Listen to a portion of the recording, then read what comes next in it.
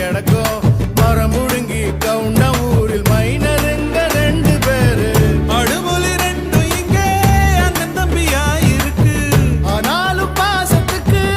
இவங்க தான் விதி விலக்கு அதுக்கும் ஒரு கதை இருக்கு கேளுங்கடா இவங்க கதையதான் வந்தார வாழ வைக்கும் சேரணத்து சீமை இது செவ்வாழ குமரிகள தத்தெடுத்த சொர்க்கம் இது கொங்கு நாட்டு தென்றலுக்கும் குமரி பொண்ணு வாச வரும் கொங்கு தமிழ் பொண்ண